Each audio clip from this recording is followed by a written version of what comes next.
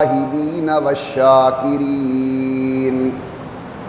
والحمد لله رب العالمين. اللهم صل على محمد وعلى آل محمد كما صليت على إبراهيم وعلى آل إبراهيم إنك حميد مجيد. اللهم بارك على محمد وعلى آل محمد كما باركت على إبراهيم وعلى آل إبراهيم إنك حميد مجيد. نہایت واجب الاحترام دوستوں، بزرگوں اور بھائیوں، آج کا دن اللہ رب العزت کے نزدیک ہمارے مذہب اسلام کی تعلیمات کے مطابق بہت بڑی عظمت، شان، مقام اور مرتبے والا دن ہے. آج انشاءاللہ العزیز مسلمان دنیا کے کونے کونے کے اندر سنت ابراہیمی پر عمل کرتے ہوئے جانور اللہ رب العزت کی خدمت اقدس کے اندر قربان کریں گے. اللہ کے نبی صلی اللہ علیہ وسلم سے پوچھا گیا کہ حضرت قربانی کی حقیقت کیا ہے؟ تو آپ کے میرے آقا نے فرمایا سنت ابیکم ابراہیم، یہ تمہارے بابا، تمہارے دادا سیدنا ابراہیم علیہ الصلاۃ والتسلیمات کی سنت ہے. اللہ تبارک و تعالی نے قرآن کریم کے اندر ارشاد فرمایا ہے کہ لن ینال اللہ لحومھا ولا دماؤھا وَلَٰكِن يَنَالُهُ التَّقْوَىٰ مِنْكُمْ، کہ اللہ رب العزت کہ ہاں تمہارا گوشت، تمہارے جانور کا خون نہیں پہنچتا،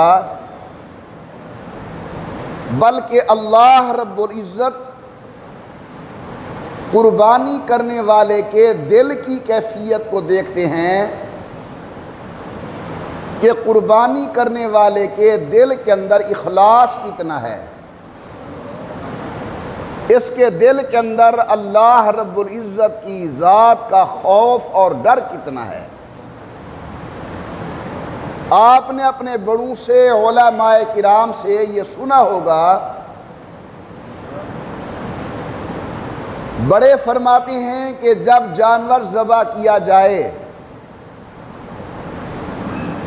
اس وقت وہ آدمی جس کی طرف سے جانور ذبح کیا جا رہا ہے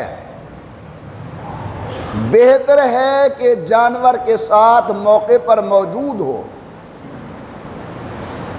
اور دل کے اندر اس وقت یہ یقین اور پختہ عزم ہو کہ اے میرے اللہ، آپ نے ہم سے جانور مانگا ہے، مال مانگا ہے، ہم اپنا مال آپ کے نام پر قربان کر رہے ہیں، اگر آپ ہماری جان مانگتے تو ہماری جان بھی آپ کے نام پر قربان تھی. واجب الاحترام دوستو، یہ فلسفہ قربانی ہمیں یہ درس دیتا ہے کہ ہماری زندگی خواہش و خیال کے مطابق نہ گزرے، ہماری زندگی اپنی ذہنی چاہت کے مطابق نہ گزرے، بلکہ ہماری زندگی اللہ رب العزت کے احکامات کے مطابق گزرے اور سید الکونین صلی اللہ علیہ وسلم کے بتائے ہوئے رہنما اصولوں کے مطابق گزرے. ذرا اس نقطے پر توجہ فرمائیں۔ ایک ہے عقل، اس کے مقابلے میں ہے اللہ کا دین۔ مسلمان عقل کے پیچھے نہیں جاتا، دین کے پیچھے جاتا ہے۔ آج کم از کم ہمارے ملک کے اندر کتنی لاکھ جانور ذبح کیے جائیں گے؟ اگر 3 دن کی قربانی کو شمار کیا جائے تو تعداد اور بڑھ جائے گی۔ اگر ہم اپنی عقل کے پیچھے جائیں تو عقل یہ کہتی ہے کہ بجائے اس کے کہ آپ 70، 80، 90 ہزار کا جانور ایک ہی منٹ کے اندر ذبح کر دیں، اس سے بہتر ہے کہ وہی 90 ہزار یا 1 لاکھ روپیہ کسی ایسے مستحق کو ہم دے دیں جس کا کم از کم 2-3 مہینے کا راشن بن جائے گا، 2-4 مہینے آرام سے گزر جائیں گے۔ اور آج لوگوں نے یہ ذہن دینے کی کوشش بھی کی ہے کہ قربانی کرنے کی بجائے قربانی والا پیسہ ہم کسی مستحق کو دے دیں، یہ ہماری عقل چاہتی ہے۔ اس کے مقابلے کے اندر شریعت طیبہ ہے، اللہ کا دین ہے، ہمارے محبوب صلی اللہ علیہ وسلم کا طریقہ ہے۔ آپ لاکھوں روپے خرچ کر دیں، قربانی والا واجب ادا نہیں ہوگا، کیونکہ ہمارے اللہ نے، ہمارے محبوب نے جس پیغمبر اور ذات کا ہم نے کلمہ پڑھا ہے، اس ذات نے ہمیں جانور ذبح کرنے کا ارشاد فرمایا ہے۔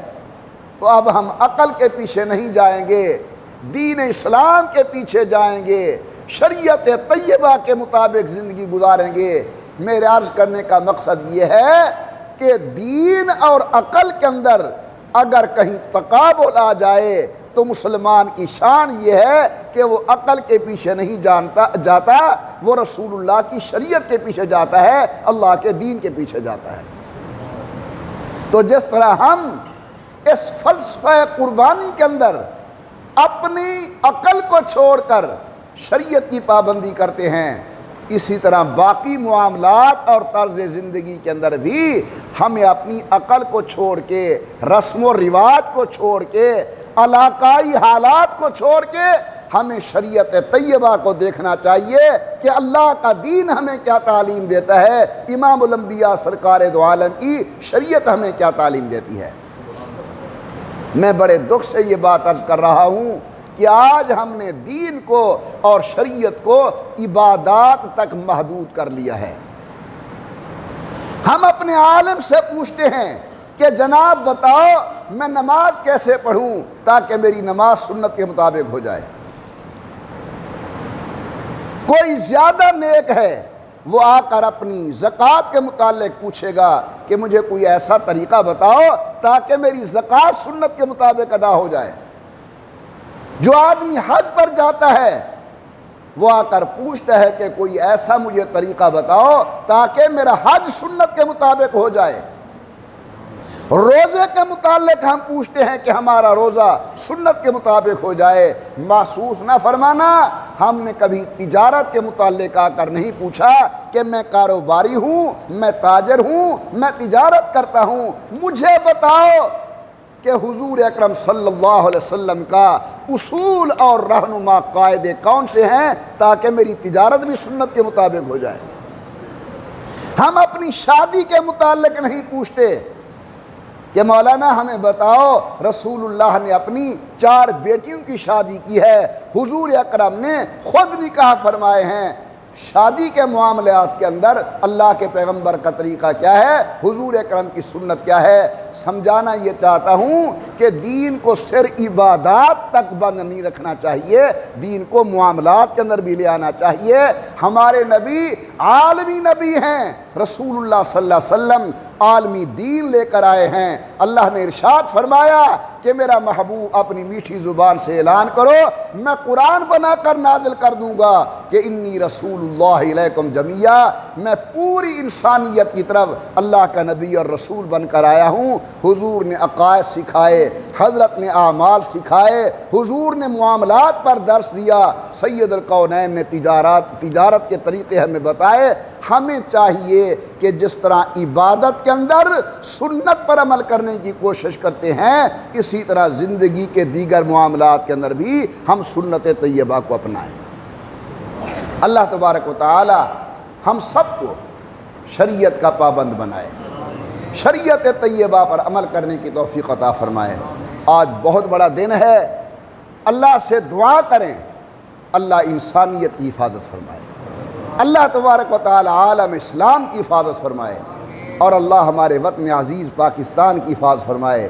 اللہ ہماری زندگیوں کو شریعت طیبہ کے تابع بنائے۔ اللہ بری صحبت، غلط سوسائٹی سے ہمیں محفوظ فرمائے۔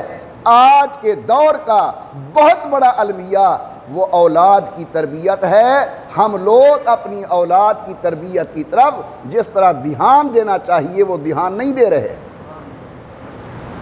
اگر میں نے گھر میں نماز پڑھ لی لیکن میرا نوجوان بیٹا سویا ہوا ہے، وہ نماز نہیں پڑھتا، تو مجھے اس کی فکر کرنی چاہیے کہ میں اپنے اولاد کو بھی نمازی بناؤں۔ اللہ تعالیٰ فرماتے ہیں قُوا أَنفُسَكُمْ وَأَهْلِيكُمْ نَارًا، ایمان والو اپنے آپ کو بھی جہنم کی آگ سے بچاؤ، اپنے گھر والوں کو بھی جہنم کی آگ سے بچاؤ۔ اگر میرا واجب الاحترام بزرگ اور بھائی خود نماز پڑھ لیتا ہے وہ تو جہنم کی آگ سے بچ گیا، لیکن کیا اس نے اپنی بیوی کی فکر کی، اپنے بچوں کی فکر کی، اپنی بہو کی فکر کی؟ ہمیں چاہیے کہ دین کو صرف اپنے تک محدود نہ رکھیں، اپنی اولاد کی طرف بھی منتقل کرنے کی کوشش کریں۔ اللہ ہمیں عمل کرنے کی توفیق عطا فرمائے۔ آخری گزارش سن لیں، وہ یہ ہے کہ ہمارے والدین، آپ کے والدین یعنی ہمارے بزرگ، ان کے پاس اتنا علم نہیں تھا جتنا آج الحمدللہ علم کی چہل پہل ہے۔ کوئی گھر ایسا نہیں جس کے اندر ایم اے بچہ نہ ہو۔ ہماری بچیوں نے ایم اے کیا ہوا ہے، ایسے بھی آگے چلے گئے۔ ان کے پاس اتنا علم نہیں تھا، آج ہمارے پاس علم زیادہ ہے۔ نمبر 2، ان کے پاس پیسہ دولت اتنی نہیں تھی جتنی آج ہمارے پاس دولت ہے۔ کس نے دیکھا تھا لاکھ کا منہ؟ چھوٹے ہوتے تھے تو ہم بڑوں سے پوچھتے تھے لاکھ کتنا ہوتا ہے، تو بڑے کہتے تھے جی لاکھ اتنا ہوتا ہے کہ اس کے سائے میں ایک کتا بیٹھ سکتا ہے، یعنی اتنی ڈھیری لگ جاتی ہے پیسوں کی کہ کتا بیٹھ جاتا ہے۔ توجہ ہے میری طرف؟ یہ نہیں کہا کہ اس کے نیچے بکری کا بچہ بیٹھ جاتا ہے۔ بڑوں کی باتوں پر توجہ کرو کہ لاکھ اتنا ہوتا ہے، اتنی ڈھیری لگ جاتی ہے کہ اس کے سائے میں کتا بیٹھ جاتا ہے۔ بڑے ہمارے ایک ایک بات کے اندر ہمیں دنیا سے نفرت کا سبق دیتے تھے اور دین کے ساتھ محبت کا سبق دیتے تھے کہ ہمارا بچہ کہیں پیسوں کی محبت میں آ کر دین نہ چھوڑ بیٹھے۔ کہا کہ پیسے اتنے ہوتے ہیں کہ سائے میں کتا بیٹھتا ہے، کتے سے نفرت ہے تو دنیا سے بھی نفرت ہونی چاہیے۔ دنیا کے ساتھ اتنی آدمی محبت نہ کرے کہ دین سے ہاتھ دھو بیٹھے۔ اللہ تبارک و تعالی رحم فرمائے ہمارے اوپر۔ ہمارے والدین غریب تھے، ہمارے والدین کم علم تھے۔ آج ہمارے پاس علم ہے، آج ہمارے پاس پیسہ ہے، لیکن کم علم اور کم پیسے کے باوجود انہوں نے کلمہ ہم تک پہنچایا، انہوں نے نماز ہم تک پہنچائی، انہوں نے دین ہم تک پہنچایا۔ میری گزارش یہ ہے کہ ہمیں چاہیے اگر 4 پیسے اللہ نے آج ہمیں دیے ہیں اور علم دیا ہے تو یہ 3 چیزیں کم از کم اپنی اولاد کی طرف منتقل کر کے جائیں۔ کلمہ اپنے بچوں کو دے کر جائیں، نماز اپنے بچوں کو دے کر جائیں، دین اپنے بچوں کو دے کر جائیں۔ آج ہمیں کلمہ نہیں آتا۔ اچھا بھلا آدمی کلمہ سنو لا الہ الا اللہ محمد رسول اللہ، میں طنز نہیں کر رہا، وہ میرے بھائی ہیں، ان کی فکر مجھے کرنی چاہیے، آپ کو فکر کرنا چاہیے۔ ہمارا کلمہ ہماری نماز ہمارے اعمال درست ہوں۔ اللہ تبارک و تعالی ہم سب کو اعمال صالحہ کی توفیق نصیب فرمائے۔ نماز عید کا طریقہ اور نیت سمجھ لیں۔ 2 رکعت نماز عید الاضحیٰ، یہ لفظ نہ آئے تو 2 رکعت نماز عید قربانی، 6 تکبیروں زائدہ واجبہ کے، منہ طرف قبلہ شریف کے، پیچھے امام کے اللہ اکبر۔ 2 رکعت نماز عید قربانی نال 6 تکبیریں زائدہ واجبہ دے، منہ طرف قبلہ شریف دے، پیچھے امام دے اللہ اکبر۔ پہلی تکبیر کہنے کے بعد ہاتھ اٹھائیں گے تو ہاتھ باندھ لیں گے، امام بھی سبحانک اللہ پڑھے گا، مقتدی بھی سبحانک اللہ پڑھیں گے۔ اس کے بعد 3 تکبیریں زائدہ ہیں، ہاتھوں کو کانوں تک اٹھا کر ہاتھ چھوڑ دینا ہے، اللہ اکبر اللہ اکبر۔ اب جو تیسری تکبیر ہوگی، کانوں تک ہاتھ اٹھا کر اللہ اکبر، پھر ہاتھ باندھ لینا ہے۔ امام قرات کرے گا، مقتدی کا کام خاموشی سے سننا ہے۔ مسلم شریف کی روایت ہے اذا قرأ فانصتوا، جب امام قرات کرے تو مقتدی خاموشی کے ساتھ سنیں۔ اس کے بعد دوسری رکعت آئے گی۔ دوسری اور پہلی رکعت کے درمیان فرق یہ ہے کہ پہلی رکعت کے اندر تکبیریں پہلے تھی، تلاوت بعد میں تھی، اور دوسری رکعت کے اندر تلاوت پہلے ہوگی، تکبیریں بعد میں ہوں گی۔ تلاوت کے بعد 3 تکبیریں زائدہ ہوں گی، اللہ اکبر اللہ اکبر اللہ اکبر، اور چوتھی تکبیر کہتے ہوئے ہم رکوع میں چلے جائیں گے۔ رکوع ہوگا، سجدے ہوں گے، التحیات ہوگی، سلام پھیرنے کے بعد 2 خطبے ہیں، اس کے بعد انشاءاللہ دعا، اور آپ اپنے ہاں تشریف لے جائیں گے۔ تمام احباب صفیں سیدھی فرما لیں اور